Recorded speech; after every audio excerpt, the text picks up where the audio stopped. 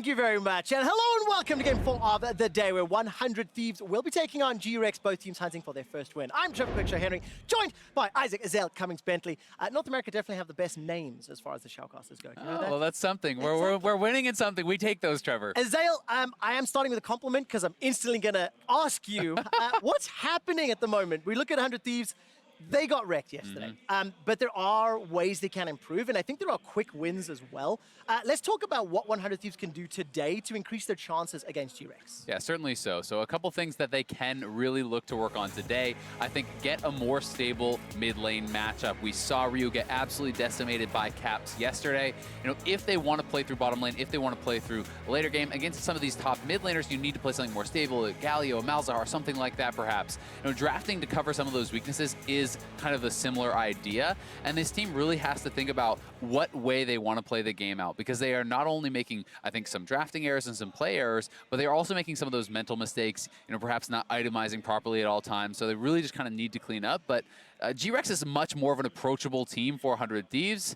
They certainly were heavy underdogs against Fnatic. Yeah, absolutely the case. And of course, with Caps playing the way he did in a favorable matchup, it unlocked the rest of Fnatic. But we saw how easily he himself could get shut down. Now, let's turn our attention to GRX. When they played up against Invictus Gaming, I thought the early game went better than I expected. I thought GRX may have been rolled over, but they put up a bit of a fight, and then eventually the IG machine rolled over. So what direction do we look at for GRX? You know, how did they pivot now that we see IG are, in fact, the #1 team in the group? Again, I mean, they're coming off of a loss, but I think a much closer loss probably than what actually happened to 100 Thieves. Baybay is still in, and there was some kind of surprise that he did get subbed in, but honestly, I think he played well on the Olaf against IG. He was, you know, part of the big reason that they had that stronger early game. PK was also looking good. We know that Stitch and Koala from play-ins can be powerful when they get going. So I would like to see Baybay focusing on getting that bot lane ahead. That is also often how 100 Thieves likes to play their games. So if you can put Stitch and Koala ahead of Rikara and aphromoo, I think that is going to be the key to teamfight victories, and that's the name of the game when you're going up against 100 Thieves. I'll keep that in mind as the draft plays out and see, you know, whether or not we're going to get the hands on the Olaf once again. During Phase 1 bans, Varus, Aurelia, Aatrox, Talia. So a lot of the sort of stronger picks with that targeted Varus ban towards Stitch. Still seeing Akali is up and available, but teams trying to decide what direction they want to go. They're not going for that easy just ban the OPs that we're seeing, and you can see with the Rakan as well. So a slightly different approach for 100 Thieves and GRX so far. Yeah, the Rakan ban is interesting. That to me says that they don't even want to pick Xayah, because oftentimes, you know, you are going to be able to take the Xayah, give away the Rakan, something along those lines. Alistar is banned away. Urgot available. I think that should probably be the first pick here for 100 Thieves. That should give priority to Ssumday up in the top lane. He was the best North American top laner, first team all NALCS in the summer split. So give him that strong pick. There really is only answers to Urgot. There are really no counters, at least that we have seen shown up in pro play. So I think this is setting themselves up well on the top side of the map. Okay, so not too unexpected. Again, the priority favorites this tournament, the Xayah, the Sion, the Urgot already locked in. But if you've got the Xayah in lane, if Baybay wants to help Xayah get through that laning phase, whatever matchup Rikara and aphromoo decide to lock in, there will be some tools. You've got that late game insurance, something I always love, with Xayah being probably the favorite, the #1 AD carry at World so far. Yeah, definitely the case. And it's looking like it will be Xayah. I'm interested to see if aphromoo tries to go for something that is more laning focused to really try to punish this Xayah, who is weaker than Xayah in those early levels. If you go for something, you know, he has been known to bring out the range supports from time to time. That could work well. Also would not be surprised, though, to just see something like a Tahm Kench brought out, as that is one of aphromooo's favorites. We've seen Tahm Kench banned a whole lot this tournament as well. And of course, you were talking about that laning sort of pick. I wonder how far down the rabbit hole you have to go before aphromoo considers a bard. I'm saying considers, but it's going to be Thresh today. And over on the other side, just a brief hover, and it is in fact locked in the Nautilus. So Xayah Nautilus into the Xayah Thresh, both bot lanes secured already, and we're into phase 2. Yeah, and this is interesting. I mean, Tahm Kench was available. This is kind of the more aggressive answer into the Thresh. One of the matchups that makes it really nice is basically Thresh has a pretty big delay on the actual Q cast. Nautilus is cast out a lot faster, so when the Thresh starts hooking, you can actually hook right back into him and kind of start off that fight on better terms for yourself. There's obviously very good guaranteed engage as well, so you can put up that plasma very easily for the Xayah to have an extra dive buddy. All right, let's see who's going to get the better performance. Nautilus is a champion we've seen a couple of times, but not exactly taking over the world stage. And there's some of these more priority picks. The Ryze is off the table, the Syndra is off the table, so is Akali. So do we potentially look for, you know, sort of the tankier mids? Does Galio raise in priority at all? Is it too much to consider? We'll find out in a moment or two as 100 Thieves will close out the ban. So, GRX, what do they lock in now, either as a flex or a blind? I think you're going to save your mid lane pick for last, so I think they're looking at jungle here. Options like a Gragas, Olaf is even still available, I do believe. Those are the ones that are really looking like priority for me. You can look for something more aggressive if you want to do more of a dive composition along the lines of a Nocturne, so certainly are still a lot of options, but I think it makes the most sense to leave Candy's pick for last here. Yeah. You also do have to take in consideration when you're playing against this Thresh, having more frontliners can be very powerful. You know, more people to kind of absorb that hook, but it looks like they are going with the diving, more aggressive option. Oh, I really like that. Nocturne plus Xayah. Very good synergy. Actually, you know what? If you add that with a Sion and Nautilus, it's just a death ball. Yeah. If at any point 100 Thieves are out of position, GRX can just decide to go in at any time. And also, it leans into this strategy you were talking about, Zhao. Nocturne, great at ganking and putting pressure on that bottom lane. It definitely is. And Nautilus has incredible gank assist. It's basically guaranteed to actually apply that plasma. You have a root with your passive, you have the hook, you have the slow on your E, as well as the guaranteed knockup from your ultimate. So a lot of ways to apply that plasma. Once that is applied, Nocturne ults in, Xayah can follow, and certainly there is some powerful dive there. Blind LeBlanc is going to be the answer here for Ryu, and Candy is certainly not Caps. I am not expecting him to get dominated in this game. 100 Thieves going with a very aggressive early game jungle. Xin, I think, makes a lot of sense when you have 3 lanes that are very aggressive. You have the Thresh in the bot lane, so very good gank assist there. Urgot should have priority on the top side against this Sion. So you take Xin Zhao, really strong early game matchup against that Nocturne, and also powerful ganking, and they're going to look to play aggressive. This does seem to be 100 Thieves trying to up the tempo a bit, which is something that they haven't really been known for. Well, let's see if they can actually execute it.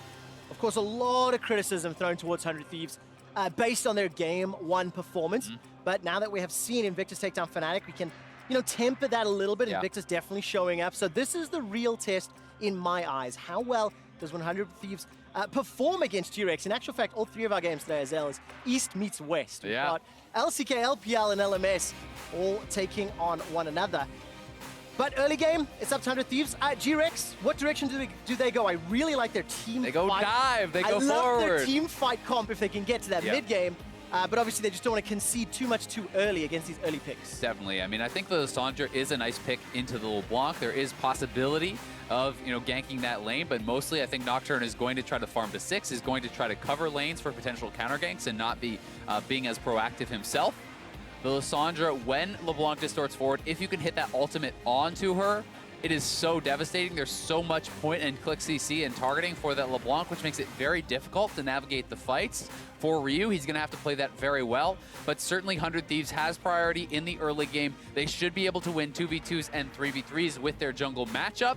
So I want to see them get proactive. You don't want them resting on their laurels, giving time for the Xayah to get going, giving time for this Nocturne to hit 6. And of course, both of these teams lost their opening match in the group stage here at Worlds 2018-01.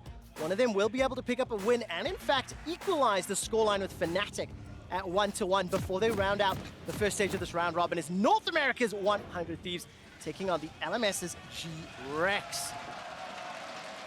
And these are 2 teams that actually have a lot of fans on social and around the world talking about specific players. It's Rikara for 100 Thieves, it's baybay for GRX, and then we've had discussions as well around how these players are going to be performing.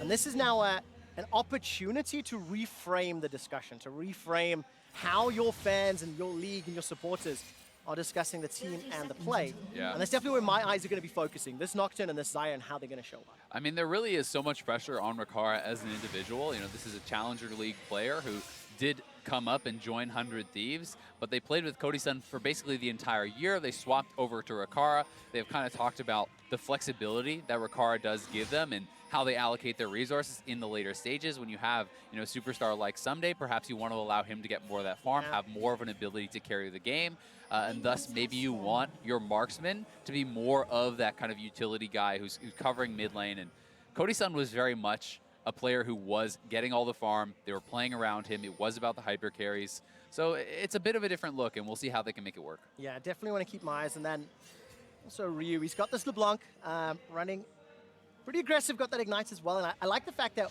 with the Nocturne Lissandra Xayah, if Ryu can get into a position where he can keep threatening the insta-give, can keep threatening the kill, there's a lot of tools and a lot of ways you can unlock the 115 composition based around that single champion and that single pick.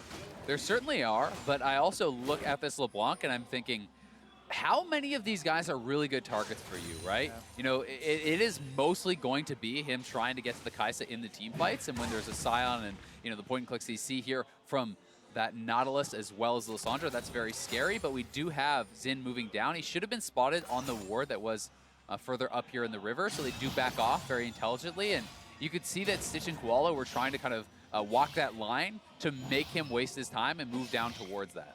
All right, so Anda gonna get that Scuttle Crab on the bottom half of the map as baybay makes his way towards the top. I think he's already secured that Scuttle, if I'm looking at the mini-map correctly. Thank you, observers.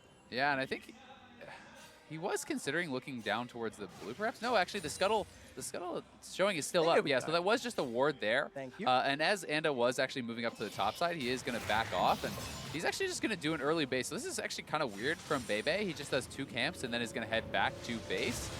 Perhaps just no longer feeling secure to actually go out for that Scuttle Crab, but it does mean it's not getting too much done his first time out on the map. Yeah, sniffing around for opportunities, I suppose. If you look at the mini-map, both Ssumday and Ryu somewhat pushing those lanes a little. So if baybay were to be caught in the river by Under, you know, there was a potential of a collapse. So safe start by baybay, and you can understand that with both of these teams a little trepidatious to begin. There's the disdain from Ssumday, really using the full kit of Urgot and getting a lot of damage down, in fact. A lot of 100 HP, but under the tower, you don't want to dive that yet. Yeah, and he doesn't have his spellbook swap to ignite available yet. Anda coming up, though, and this is not warded out. They could actually go for this dive if Ssumday were to start it out. Now it's been spotted by the Ghost Pourer. We'll see if they commit. There's the disdain, going to run into a minion instead, and PK is able to walk away with his life just at the right time. Yeah, I think that was a little bit of a mind game. Ssumday was hoping that PK would expect the E flash and flash himself. I don't think he ever actually intended to commit to it. At the very least, they get out the teleport before PK had a strong buy, and they do zone him off some of those minions. So the farm advantage certainly heavily in the favor of Ssumday. And even the buy from baybay was speaking to how worried he was about running into Anda. I mean, his first buy was just 2 pinks. All right, well, this is a good start for 100 Thieves. Ssumday with a confident move to begin. Admittedly, it's 4 minutes in, so I'm getting a little excited, a little ahead of myself as Zhao. And Koala again moving forward. So baybay moved in, stole away the red buff. Of course, waiting for Nocturne to really unlock Paranoia before he really becomes instrumental in those ganks. And GRX just pushing this bottom wave. Yeah, they are just pushing this up, and I mean, they're going to be pretty happy about how this is going, having the wave control on the bottom side. They felt comfortable to actually get these deep wards once they knew Xin was on the top side, so I think that was pretty smart. Take away the Raptor camp, drop a pink there. There's 2 of those vision wards as well down on that side of the map, and honestly, they do have to play fairly safe now, though, because you see this deep ward that has been placed by aphromoo. There's no TP on Sion, and if they were to actually commit, then Ssumday can hit a TP flank, and this could get turned around on them. So really for Stitch and Koala, they should not be doing anything other than pushing and then backing off. Don't expose themselves to any risk, especially when you consider Under at level 2 showed his face. He was sniffing around for an opportunity. It was optimistic, of course, but wasn't too bad. We've not looked a whole lot at the CS in that bottom lane. It's bang on even, 39-36. It's only the top lane where there's a little bit of a disparity thanks to that early trade. And obviously with baybay waiting in the wings, if Ssumday decides to go aggressive again, then baybay can very easily come in behind this wave that is pushing towards GRX's side of the map. Yeah, it's certainly possible, but I don't expect them to even try it until Nocturne is 6, because if Xin is there and you are a pre-6 Nocturne and you commit to that, you are going to lose that 2v2 very heavily. So you know, it would be quite a risky move, and the way that GRX is playing is so risk-averse, I don't think they have really much intention of going for it. You can see, though, they're expecting that Xin is over on the scuttle as it spawned. It's pinged out. They didn't have vision on that, but that is just baybay saying, this is where he's going to be. Yeah. And you can see that Ryu was playing to that side of the map, so that even tips the hand a little bit more towards that. So GRX just want to play it safe, want to play it calm, wait to get their items, wait to get their levels. So what level do you say you have to start? You know, whenever you see a Nocturne, I always go, right, I'll give them 1 or 2. I think by 7 or 8, if you haven't done something, then I get panicky. But, you know, is that fair? Am I giving them too much leeway? So, I mean, I think that it is fair, especially with this composition. Generally, you know, the ideal Nocturne game is you hit 6, you ult, you get a kill, back to farming. Your ult comes up, you press your ult, you get a kill, right? Like, that's what you're looking for. But in these compositions, I really do think that it's much easier to execute the GRX comp in the later stages. So they may be looking at this like and saying, you know what, Nocturne ult is going to be as a response to ganks, not necessarily proactive unless we think it's guaranteed. You know, there's nothing that says you must get something done early. I feel like that's more on the side of 100 Thieves in this game. You know, I think Thresh in teamfights is very hard to play if you do not have vision, if you're not getting picks on one of the squishy members. You know, it's unlikely you're going to get a hook on the Xayah or someone that's really, really relevant. Yeah, and of course, talking about that Nocturne and that Thresh, baybay's played it once this summer, lost with aphromoo once similar. Go. And there's Ryu jumping onto Anda. The chains didn't really do enough. Ooh. Candy's able to get away with that glacial path. And pretty easy, no summoner spells blown there at all. So good escape from Candy. Yeah, that was actually really well timed. It's a small thing, but he spends out his claw just as the root is going to expire. He can actually take it, and nice harass down on the Koala, but buffered the hook there. Really well done to pull himself out of danger. Here comes Anda, doesn't have access to the ultimate yet. If Koala steps too close to the Tribush, he is in some trouble. All right, 3 talent strike has been primed. Teleport coming down, and Aphromoo's death sentence doesn't find a target. Anda continues to chase. The dredge line pulls him in. First blood to Rikara. Yeah, so nice there from 100 Thieves. They know there's not even a heal available because it is a TP Xayah. They use that teleport advantage to great effect. First blood onto the AD, and they are onto this turret. This could potentially just be first turret straight up. Yeah, definitely going to go down with this minion wave. If not, then the very next one. And Azel's exactly as you mentioned. Pressure on 100 Thieves to make the first move. They pull it off with the Ssumday teleport in that teleport advantage from the trade several minutes ago. You know, it's a snowball effect, and here's a replay. Yeah, and here it is one more time. Flash hook is responded to, but you see how Anda is waiting back, expecting that Stitch will have to flash away. That is really good communication and play between aphromoo and Anda there. Aphro is essentially saying, if you don't flash, you're hooked. If you do, you're into my Xin, and you're dead anyway. Yeah, exactly. So well played. 1,000 gold advantage, tower first blood, actual first blood, and that allows Rikara to pick up his Berserker's Greaves as well as the BF sword. I'm taking a look at lane assignments for now. Rikara still, well, he was hinting towards bot lane, but traditionally when that tower falls, you consider swapping pretty early on. That looks to be the case. Yeah, I do think we'll see them probably head up towards top side. You know, LeBlanc is still sitting there. You can send your Urgot bottom. Sometimes the teams will try to do Rift Herald then swap, but it's so early in the game. I think you should just send Ssumday down to that bottom side for now. Yeah, of course. I really like that little drop down we saw. World's average for level 6 Nocturne around 710. Baybay got his 825. It's interesting when you look at the context of all the games, you see the impact of the different champions, and you know, it's still a fairly small sample size, all things considered, especially we haven't seen a whole lot of Nocturne. Yeah, and it's not surprising to know he's behind the average just because of how you watched him play the game, right? Did 2 camps and then based, lost 2 pink wards. That is saying, I don't want to die to this Xin. Yeah. I want to stay away from this Xin.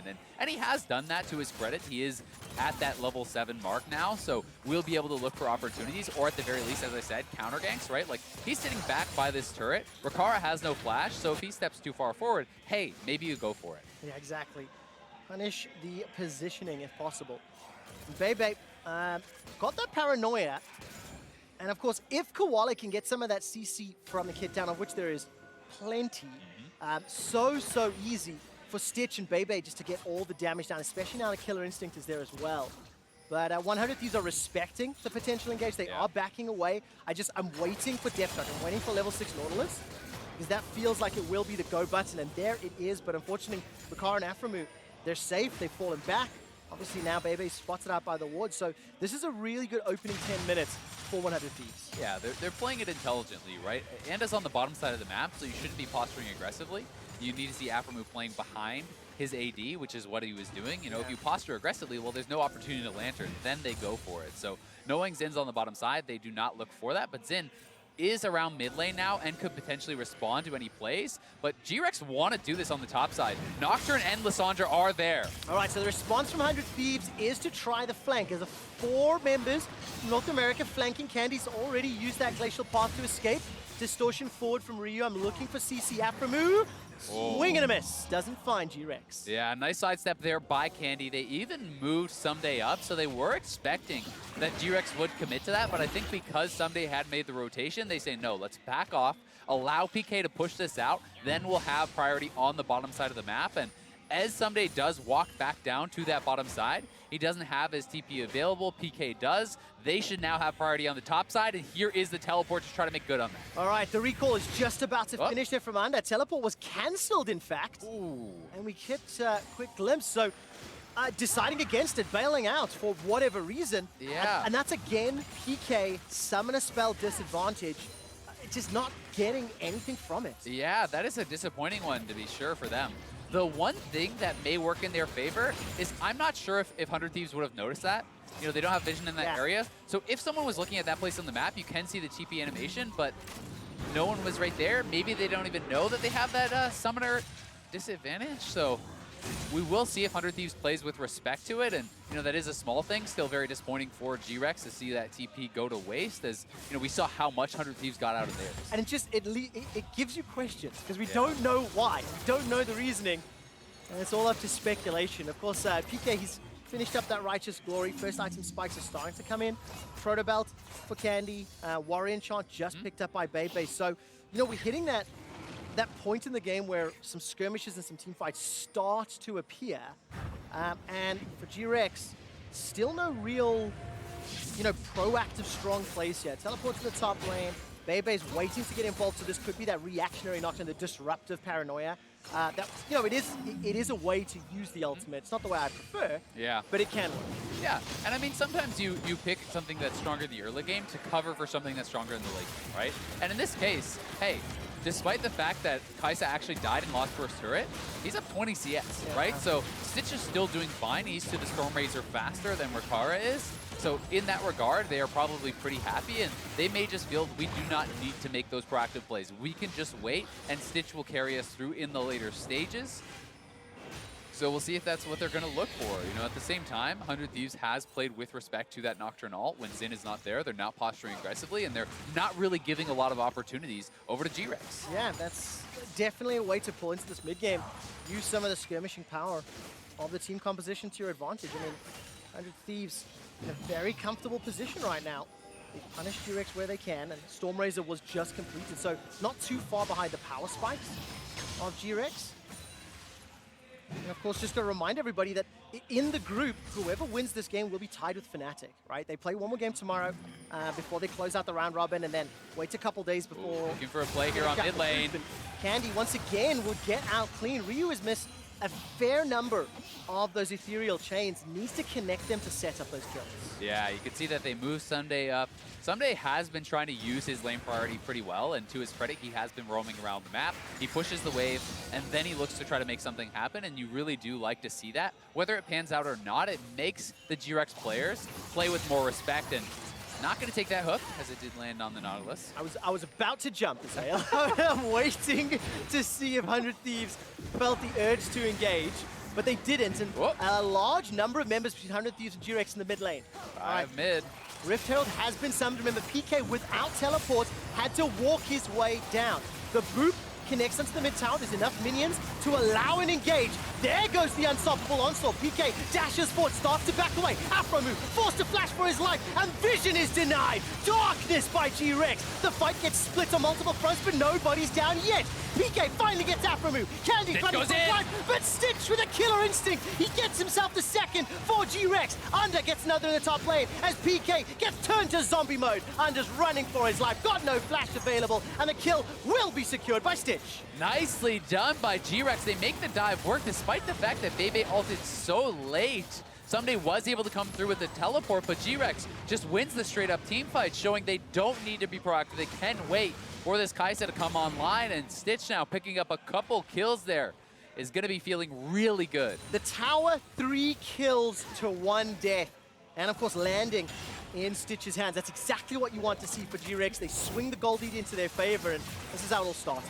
I would have liked to see the Nocturne ult a lot earlier, because if you Nocturne ult first, the Urgot couldn't have even TP'd in, and you may have been able to dominate even harder. But just now, it does come out. He does dive further in onto the LeBlanc, and on the side, you can just see that Stitch has stayed safe for so long, and then now that the cooldowns are down, he uses the killer instinct. He dives forward onto Rikara. Rikara has to flee. And Anda is separated from the team, does trade over 1 kill. But again, this is heavily in the favor of GRX, who has more of that scaling marksman, who has, I think, the advantage in that later game stage. That's exactly what GRX needed to make sure they retain control of the game. I absolutely love being overly dramatic on the first use of important ultimates. Yeah. You know, like a Shen Stand United or a Paranoia from Nocturne. Dictates the entire game. It does. In my brain, it does, because it colors every future move. And for baybay, 10 out of 10. 10 out of 10, so you're telling me they already won. Well, I think they have the tools. I mean, that team fight was very, very good. But it's how they wield them. You can have the ability to win. Yeah. You have to show that have you the sword, but you have to swing it. There we go. That's the way I like to think about it. All right. But taking a look at the mid lane now, 100 Thieves, they're definitely getting out of this game. aphromoo throws out the death sentence. By the way, Ryu sitting with that Luden's Echo. He's sitting in base for now, waiting to see what direction he goes. Yeah, and I think one of the things for 100 Thieves that's going to be so important is if they can actually get vision control over an area.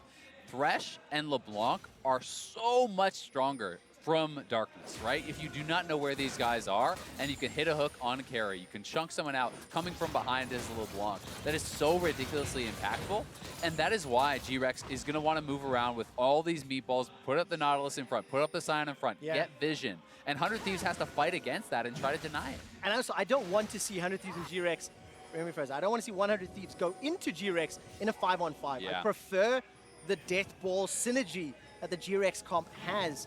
And for 100 Thieves, much prefer 2v2s, 3v3s with the Zhao, the LeBlanc, the Urgot, where they can really utilize the champion's full kit. So every time I look at the minimap, I'm looking at the vision, I'm looking at lane assignments, and Ssumday continues to impress. He's pushing up to that bottom in a turret. He's going to start pulling some pressure.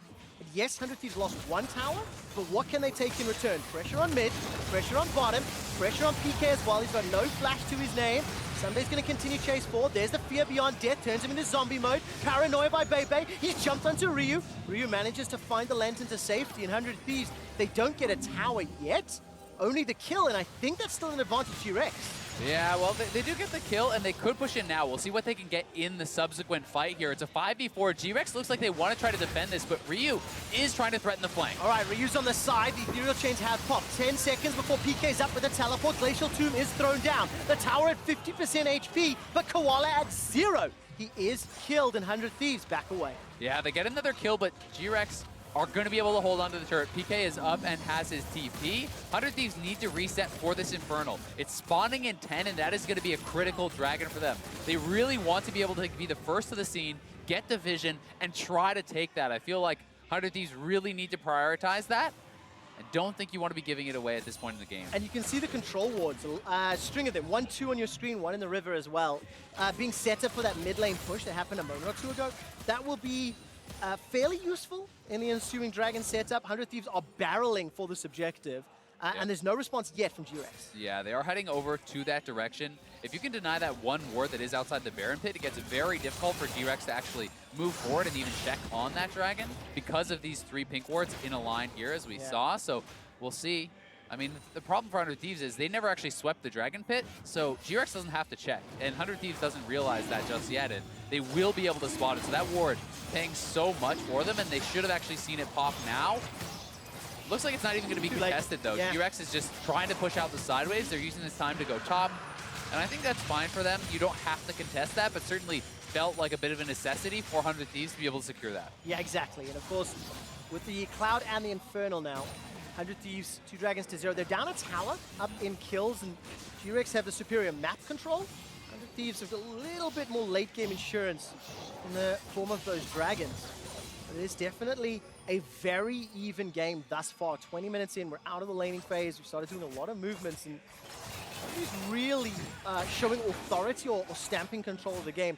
It reminds me a fair bit of GRX versus IG yesterday. It was slow to start. It looked really... They traded a bunch of blows before 1 or 2 team fights in the 20 to 25 minute mark just sealed the deal. It really does feel like one of those games that's going to be a fight into a Baron, and whoever wins that is probably going to be the team that's taking the game. You know, this is kind of very much how the 100 Thieves like to play. You know, they do play often very much for the vision control around Baron. They try to make sure if any fight they take is heavily in their favor. They're not a coin flip type of team, and we'll see if they can actually get the setup. And these team fights are going to be very, very interesting. I'm very familiar with that. It's definitely the Prolly effect. A lot of teams and players that Prolly has coached over the years have been fairly risk averse, and it is a little bit more about that clean, safe, secure play. And you're seeing that with 100 Thieves. But there needs to be deeper vision. If you look at the minimap, GRX, they've got defensive wards themselves, and 100 Thieves are placing them in the river. But if you want to push past, if you want to get into territory, you've got to break open those tier 1s. You're going to get into GRX's base. And right now, that mid still standing is a gigantic pressure point that 100 Thieves need to break. Yeah, I think that's a really good point. But they're going to look for Ssumday here. Nobody saw that. Definitely did not watch Tokyo Drift. It's not a Vin Diesel move right there. No, it is not. But to be fair, I don't think Vin Diesel was in that one, so that might be why. Nevertheless, PK with a fake. I think I've actually watched too many of those movies, to be fair. Candy and Ryu going to meet face-to-face. There's some in the top lane. But yeah, I think for 100 Thieves, with tier 1 still up for 22 minutes, it becomes so difficult to apply pressure to GRX to get into their base and even consider things like, you know, Baron or anything else. Tier 1's, the amount of vision and control they offer is unparalleled at this stage in the game. There goes Ryu's going to land the chains. They shall pop, not enough distance, but the Tomb will buy some time. Under, as well as aphromoo can jump in. The vision denial from baybay. That's a good defensive ult. Decides to jump forward. And GRX, they will save their mid laner. Yeah, actually, pretty decent trade there for GRX. They get the flash off aphromoo for just that Nocturne ultimate and the defensive ultimate there from Lissandra, but we'll see if 100 Thieves can actually take this turret now off of the pressure because Candy has gone back to base. PK is going to perhaps TP in. He is going to base as well, so he has the threat of it. Yeah, and of course, Koala may just be jumped on by several members. He was forced to use some summoner spells to escape. As you can see on the minimap, Death Sentence will connect. He throws out the Death Charge, but Fear beyond the Fear lands. Gobble, gobble, gobble. Ssumday takes him out. There's a Killer Instinct who's defensively a PK. He joins the fight. The box is put down in the jungle. And take a look at Ryu. He's blown up baybay. Candy goes golden in the middle of the fight, and aphromoo trying to run for his life. Rikara is untouched so far, and Stitch is being run down. Rikara takes him out. PK stuck in between 100 Thieves, and he's going to get some support from Candy. The flash route down. They're going to find a kill into aphromoo. And Ryu's now running for his life. Whoever strikes first can pick up the kill. Vision in favor of Candy, but he's not going to find the shard. And the roar of the Slayer comes out. Ryu's still running for his life. He can distort backwards. Does so. Gets out of range of the decimating smash. Flashes away from Candy. Cue the Benny Hill. Ryu's running for his life. Here comes PK. He's going to get out. Goes out. And Ryu does it. Now you see him, now you don't. Ryu pulls off the magic trick there, able to get out. A very even team fight in what looked like it would be very 100 Thieves favored as they get this early kill onto Koala and then are able to actually, watch this play here from Ssumday. He pulls the ultimate, he's moving towards Stitch to actually get the fear. Landing the fear onto Stitch gets both the ultimate and the flash off Stitch. And then Ryu on the top side. We talked about vision. He finds baybay and blows him up.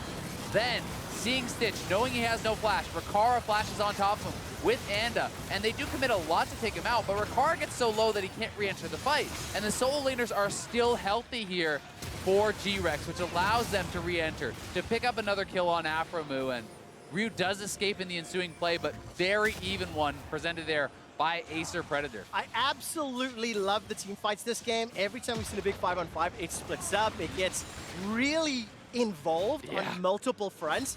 But what I like is 100 Thieves team, they want to do that. The champions want to be split up, and that's why they've got the kill lead. They've got the dragons to their name. They secured the mid turret, which is one objective towards the Baron.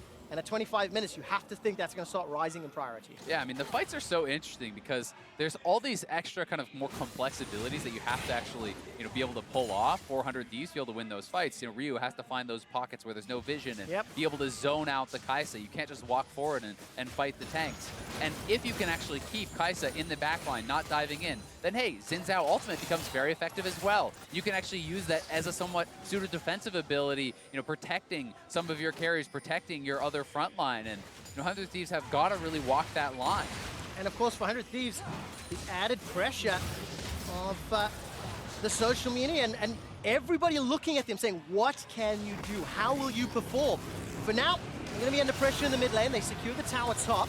PK's going to get that decimating smash, and the Iron going to help quite a lot. But now the turn, Death Sentence comes up. Baybay uses that stopwatch to buy some fun. The box comes down. Rikara is burst very low, but so is Stitch. He manages to kill Instinct for a few seconds longer. Rikara takes him down. Ssumday's pushing forward with Under. Ryu's fighting Candy in the back, and everybody from GRX is routed. And they're trying to escape.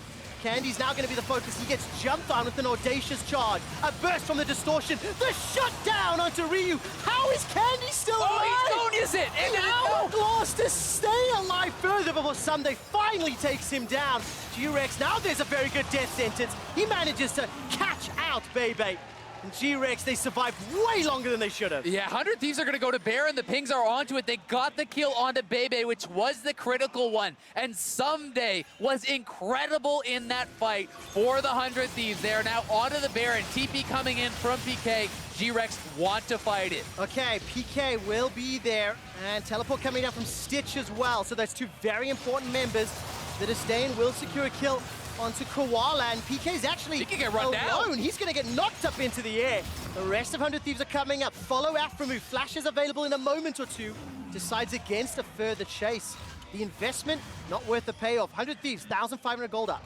Still, they get both TPs there as well as a kill, which is going to feel really good for the 100 Thieves.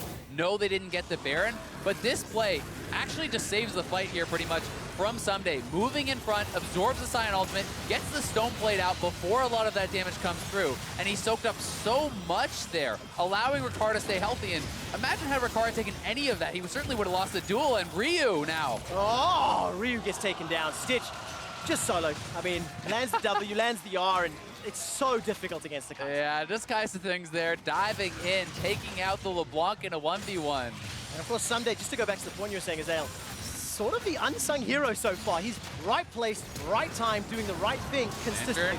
But he's trying to get out. All right, see, and again, he escapes again. Well, let's find out if Rikara can survive. The box just comes down. The front line for 100 Thieves is doing their job. Dredgeline pulls Koala to the tower, and Ssumday's in the back end. He is still doing everything in his power to keep 100 Thieves in it. A flash death sentence from aphromoo secures a kill onto Candy, and despite PK getting the knockup, it's simply not enough. Under gets another onto Can he even miss a hook? Is another for 100 Thieves. It's just so good. They win consistent fights back to back. aphromoo hit hook after hook after hook in that fight. A thing of beauty there from the NA superstar. And again, back to the Baron. Baybay, no flash, no ult, no smite available. This one should be going the way of 100 Thieves. 100% the case. Baybay gonna maybe look to contest, but with Ryu waiting in the wings and popping the blast cone, there's simply no way in. So 100 Thieves cement control of this game. And again, I have to praise every single team fight. They're doing the right thing every time. Yeah, they really are. And this was actually the replay of the earlier kill. Ryu just gets straight up outplayed. He chose that fight and just got slammed by Stitch. So that's what prompts the further engage.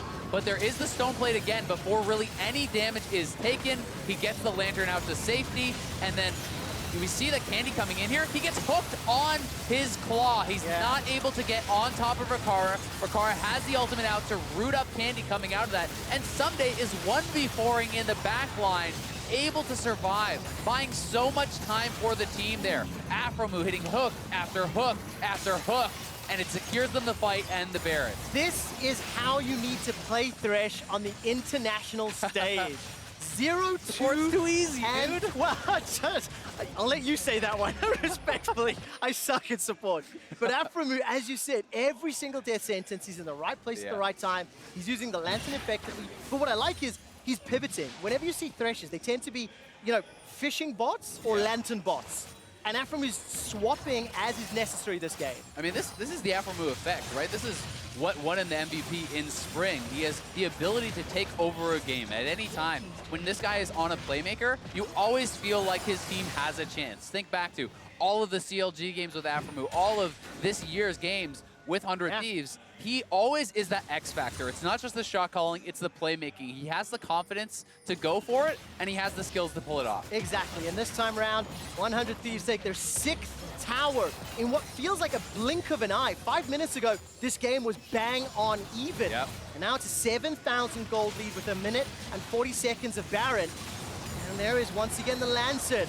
Rikara does get caught by the dredge line, but the Featherstorm buys some time. He's 5, 0, and 6 on the Xayah. Paranoia's thrown down. I'm waiting to see where the target goes. Dredgeline once again finds a target. Under jumps forward with the audacious charge. They've traded 1-for-1. Jungle for support. Candy's running for his life as Ryu's running low on mana, so doesn't want too long of an exchange. But Rikara can finish this out. He's basically untouched. With the help of Ssumday and the rest of 100 Thieves, they get themselves a couple more kills. They get themselves access to the inhib, and they get themselves control of the game. Yeah, it is 3v2 now. I'm not sure they're going to keep pushing, though. Stitch and Candy are alive and back to full health, so 100 Thieves will take their victory, will back off here. And it's baybay there, committing the Nocturne ultimate, but not having the confidence to actually use it to go forward and look for a kill. Even with Rikara not having his ultimate down, I feel like you need to take that risk when the Featherstorm isn't available because your team is up against it. They are back against the wall, and here's the fight one more time. The Featherstorm is spent there. Koala did a great job getting it out, and you have to think, all right, Candy and baybay are going to tag team dive in. baybay pops the ultimate, but you'll see, it just expires. Candy doesn't take the claw. There's not the coordination to get to that 100 Thieves backline, and when Rikara has this much time that is being bought by Ssumday, by Ryu and Anda, he is going to be able to clean up that fight. Really impressed with how 100 Thieves are playing these out. That fan line, you had to get through Urgot, LeBlanc, as well as Thresh. It's very difficult, and we got the bases broken open. Dragon was secured as well, so it's just everything is in 100 Thieves' favor. Still an unkilled, untouched Rikara. 707, he just finished the Phantom Dancer to complement the Hurricane, Stormrazor, and Eye-Edge. Yep, that is over 100% crit, and that is going to be one strong Xayah there. If you give this guy really any free time, he is going to shred through your front line. Sion is really the only one who can kind of stand up, and you know, Lissandra is going to have to use those stasis very, very well with the self-ultimate, with the Zonias to be able to kind of buy time. It's going to be a difficult situation. In order for GRX to come back from this position, they have to blow up Rikara or Ryu as early as is possible, and then use a numbers advantage to try and zone away the rest of 100 Thieves. But when you consider the comp, there are 4 damage dealers on their side. I mean, even Under, with the GA on that Zhao, he hurts if you give him enough time. He really does, and one of the things that Xin at this point can do with the Sterix and GA, you can simply dive forward onto Stitch and trade out your life to buy time. Because if that GA is coming back up and Rikara has shredded down the front line of the opposing team, well, Stitch can't even stay around to clean up that fight. Well, Ryu's flirting with danger, distorts over the wall, manages to get that Sigil of Malice down, but not enough damage just yet. And looking at the minimap, Supers will just about crash into the base. That's why baybay's there to catch them. He's got the Paranoia, if needed, for a team fight, and Candy's going to be fishing some sort of route. There's some good burst, good chunk onto Candy, and this should open up the inhibitor turrets. Yeah, it will a little bit, but there's not a minion wave available just yet. GRX are doing a good job hanging on, and if they can continue holding on, you know, mitigate loss, just keep clearing those waves, they may have a chance to challenge at another neutral objective. But 100 Thieves playing this patiently, they will not commit unless they see a really good opportunity. Yeah, and especially with Baron coming up in a minute and a half. Look at that damage! Whoa, that hurt! 100 Thieves burst out Candy. That's all you need. The zoning damage, get a second inhibitor, absolute map control, and with a minute 20 before Baron, the bot inhibitor's up in 2 minutes. The safe play is to wait for Baron, grab that, and then look to kill the Nexus. Yeah, and that was really nice play from Ryu, twice in a row, chunking out Candy, sending him back to the well to heal, and that got them the time to move forward. And now GRX are going to have to make a stand. I don't think you can afford to give up that third inhib if 100 Thieves commit. Absolutely not. The dredge line does find a target, but look at PK. Even through the stone plate, he is being focused down. forced to flash defensively. And this, once again, is another very good Goes Ryu. Ryu gets good damage on that double distort. The inhibitor tower is the focus. Super minions getting close to the Nexus turrets from the bottom lane. GRX have got too many threats on too many fronts with too many problems to solve. And that will be the third inhibitor being focused. It's not killed just yet. Defensive flash from under, audaciously charging forward, and then instantly backing out with the lantern, but the inhibitor stands. Yeah, I think it's time to retreat. You want to be able to reset before the Baron does come up. That is 24 seconds until that happens, and GRX do barely hold on to their base. One inhibitor remaining, but there's going to be pressure in top and bot with that Baron alive. 100 Thieves know there's not a lot of vision on the map from GRX because they've been pinned in their base for so long, and aphromoo already over there sweeping out the pit, making sure that they are going to have control in that area. Yeah, especially if you look at the vision in the top quadrant. A couple of control wards deep. Going to place a few more wards before they start this Baron, I'm sure. And wait for the minions to crash. I mean, bottom inhibitor will respawn fairly soon. And if you look at the waves, it will take a little bit of time before they're threatening the base. But 100 Thieves have got absolute control, so they don't need to rush this.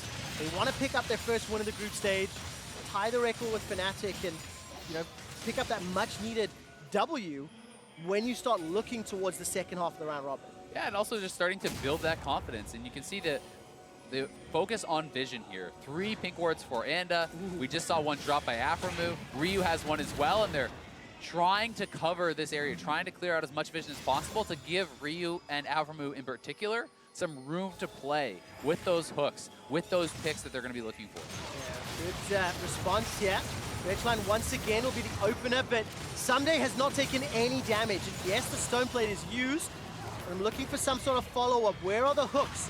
Death sentence or the chain. If one of them connects, somebody will die.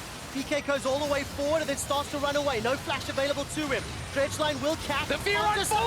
Manages to find it. PK's down. Look at GRX's HP bars. They're nowhere to be seen. The burst damage is immense. Stitch jumps onto the back line, but it is simply too little. It is simply too late. And 100 Thieves turn towards the base. It was Ssumday's fight. He finds the ultimate, hits them all with the fear, and they are going to find their first win at Worlds. 100 Thieves with a fantastic close to the game. They take down the Nexus turrets after acing GRX. 100 Thieves pick up their first win at Worlds and another win for North America.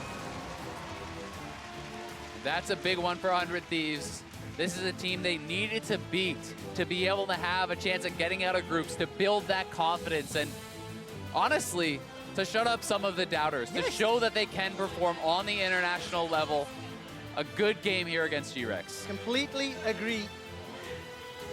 And I really, really want to resonate on that point. It's one game analysis is not fair to anybody. We need to see the whole group stage. There's 48 games played by the end of today.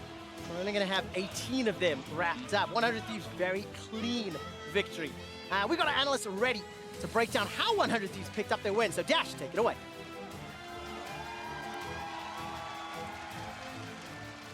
Thank you very much. Quick shot. Big win for 100 Thieves here to establish themselves on the scoreboard in the early stages of the group stages. But again, great challenge out of GRX. We saw many back and forth moments. They really pushed 100 Thieves to need to make some solid plays in order to come away with that victory.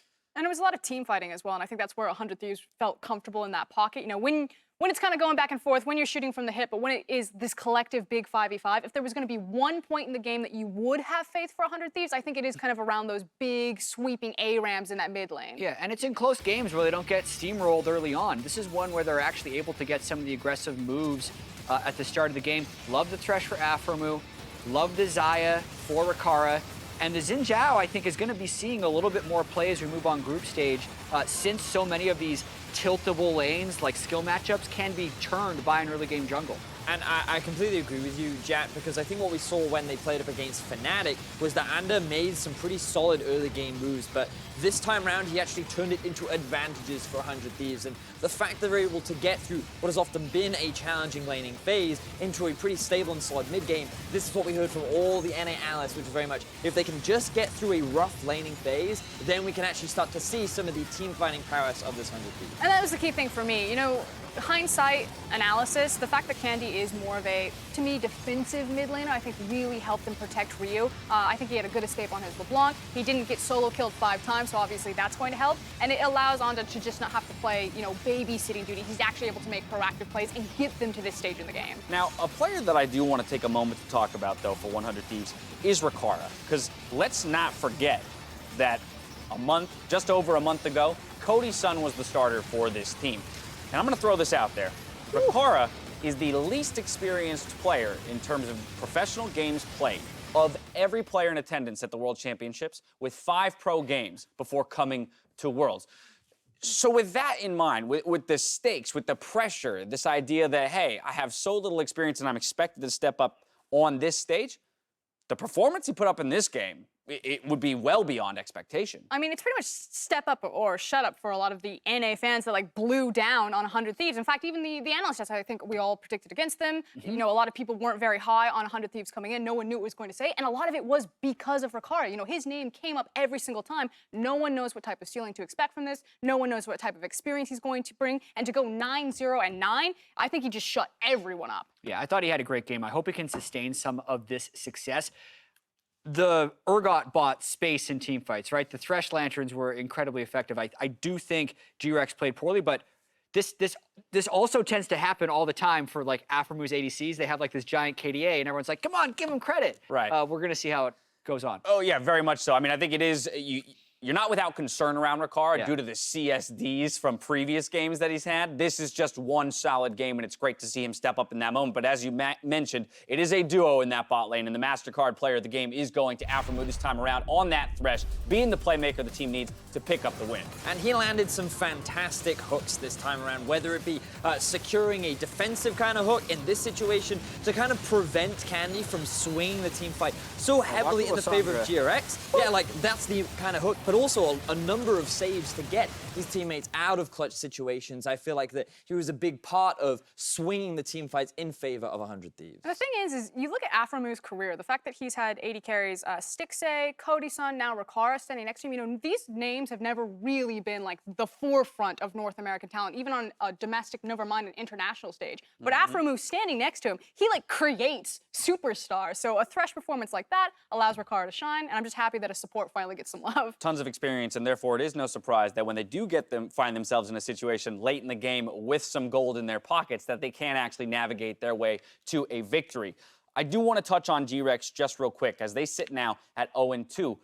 And in particular, I want to take a look at the jungle position, because throughout the play-ins, we saw the team using Empty, and to large success, as here they are in the group stages now. But Vedius, baybay coming in, hasn't necessarily looked terrible, but maybe a bit underwhelming with an 0-2 scoreline. Yeah, and the thing is, baybay was the jungler that they used way more during the regular season. We had question marks like, why are they using Empty? This guy only has 5 games. But then you see him in the play-ins, and his synergy with Candy was spectacular. You look at his KDA, you look at his kills plus assists at 15, and that's the big thing, 2.8. He was very active in the early game, especially with his mid laner. Whether it be playing around him or just looking for early game opportunities, I was really impressed with what he was able to pull off. And I'm just asking the question, why are we not trying to mimic that performance here in the group stage? Yeah, Jay, you just said earlier in this segment that you could see Zhao as a pick rising to even more priority due to some of the early action, the increased early action. If Empty excels at that, would you not consider bringing him in from this point forward? Yeah, if I'm GRX, I would want to play him from this point forward. I think if we're trying to look at what they were thinking, they were expecting to make it out of play and thought, hey, we're going to bring in a new look, an unscoutable jungler here.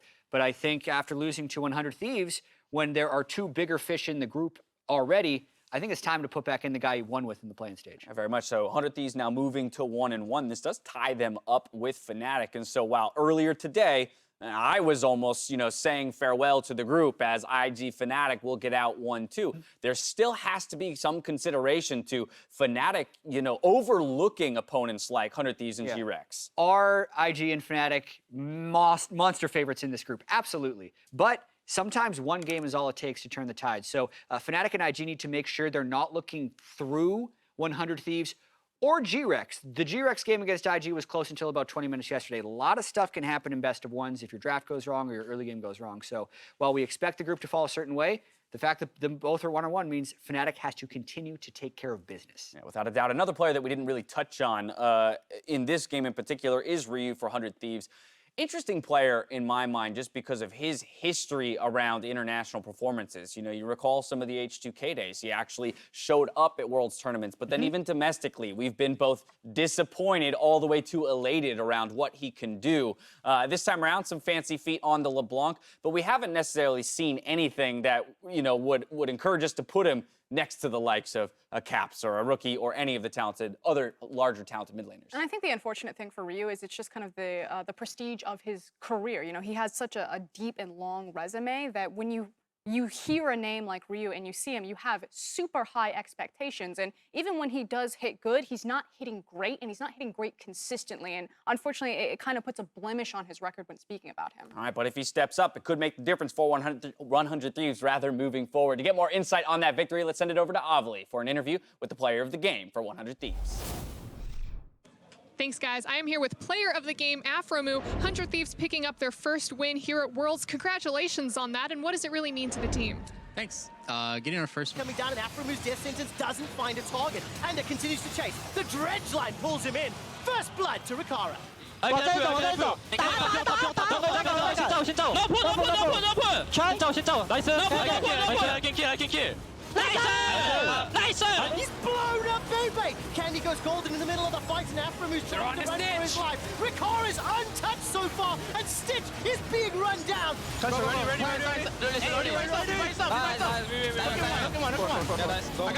got sign. Holy shit. Nice. To him. Dredge line will catch. The fear on 4!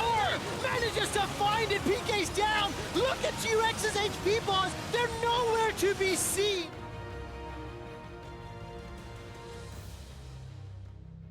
Welcome back to Assist of the Week. During the EULCS regional qualifier match of Schalke 04 and G2 Esports, Schalke was looking to spring an attack. Upset and Vander initiated onto Perks, causing G2 to respond with everyone sparking a full-blown team fight. A fight that quickly started to go in favor of Schalke. Looking to cut their losses, G2 started to pull back, but Amazing was not finished with them and knocked G2 Esports back into Schalke's clutches. This allowed Schalke to score 4 kills and claim victory over G2. He flashes forward for that one, continues to run him down, needs some support. A Disdain flips him over the shoulder.